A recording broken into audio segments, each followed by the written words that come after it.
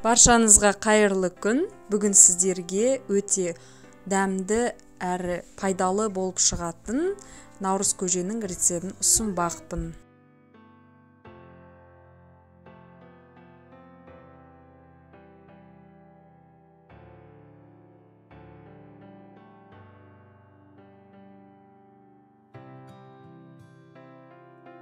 Ең алдымен қазанымызға сүрленген етті мен бір рет шайқап алып, орналастырып, үстіне салқын су құйып, қайнатуға қойып қоямыз.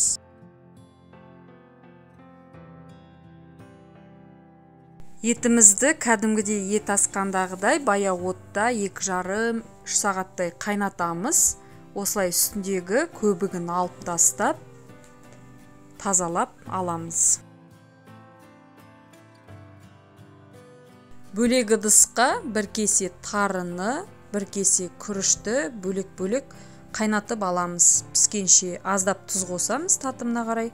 Осылай данды дақылдарымыздың барлығын пісіріп аламыз. Наурыз көжеге осылай нанды жайып, үйдің кеспесін қосамыз. Енді барлық заттарды дайындап аламыз. Піскен арпа, ет, тары, үйдің кеспесі, қатық, сұйытылған сұйық құрт және күріш. Сүзіп алған сорпамызға піскен арпамызды осылай қасықпен мен 7 қасықтай салдым.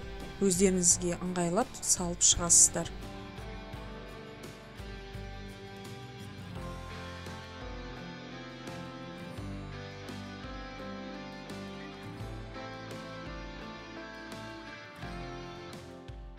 Ендігі кезекте күрішті салып шығамыз.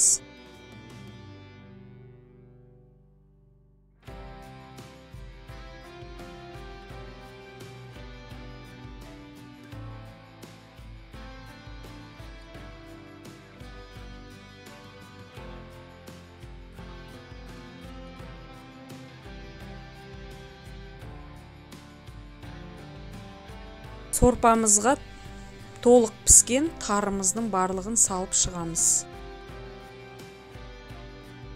Піскен қолдан кесілген кеспемізді саламыз.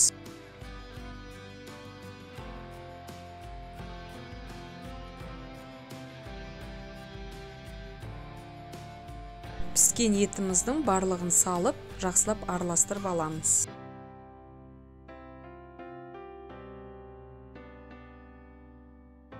Осының үстіне қатығымызды қосамыз.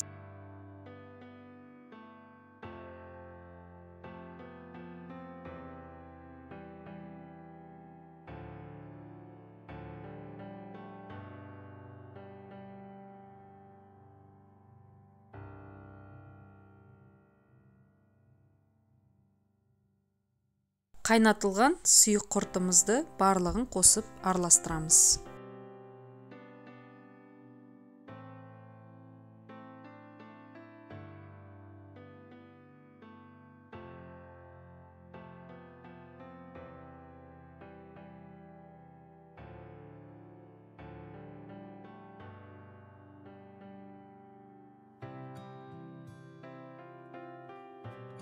Осымен дәмді, аса пайдалы наурыз көжеміз дайын болды.